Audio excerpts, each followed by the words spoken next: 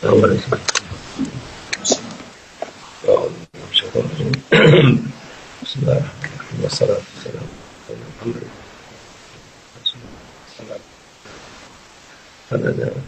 Resulullah.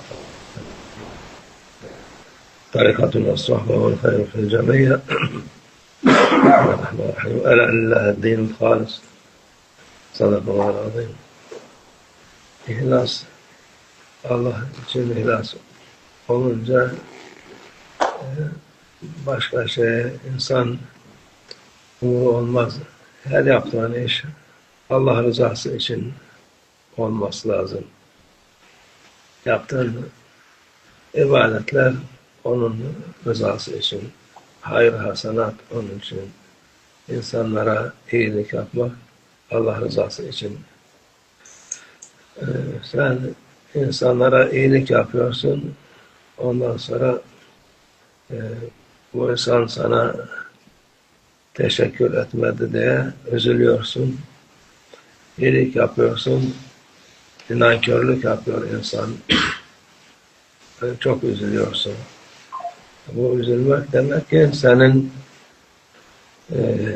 yaptığın iyilik Allah rızası için değil, bir teşekkür için sana minnet duysunlar diye şey yapıyorsun. Ve o işte bu şey olmuyor. İhlas olmuyor. Allah rızası için değil de Allah rızası için de başka işlerde karıştırıyorsun. Karıştırınca iyi olmuyor. Yani yaptığın işin faydası, sevabı hepsi gitmezse çoğu gidiyor. Çünkü sen Allah rızası olsa sen rahat olursun.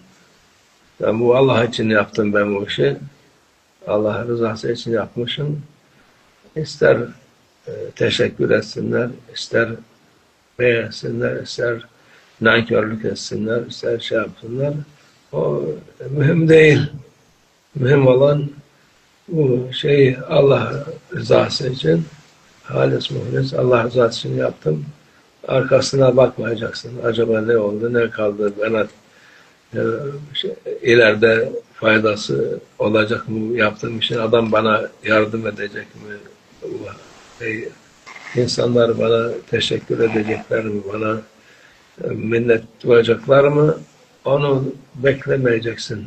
Onu o vakit Allah rızası için değil, milletin bir menfaat için,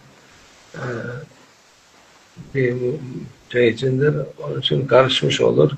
İçi temiz şeyi kirletirsin. Onun için Allah rızası için yapan rahat olur. Yani kimseden bir şey beklemez. Beklediği şey, o yaptığı şey, yaptın onu, ahirete gönderdin. Onu bozmaya gerek yok. Derler ya, iyilik yap denize at.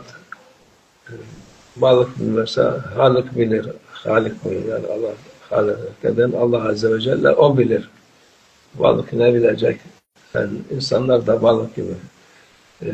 Sen hangi balığı tutacaksın da sana teşekkür edecek. Kim hangisi yedi, hangisi yemedi diye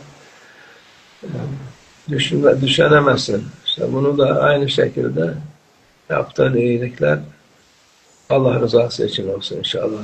Allah nefsimize uydurmasın. İnsan oğlu istiyor. Nefsi istiyor ki yaptığı şeye karşılığını görsün. Yani karşılık olsa, bir teşekkür bile olsa onu ister. Onu ister teşekkür etsinler, ister etmesinler. Ama teşekkür etmek tabii insana Allah rızası için olunca Allah'a teşekkür etmiş olur. Etmediyse etmesin. O mühim değil. Sen mühim olan Allah rızası için olsun, halis olsun inşallah. Allah tevfik el-Fatiha.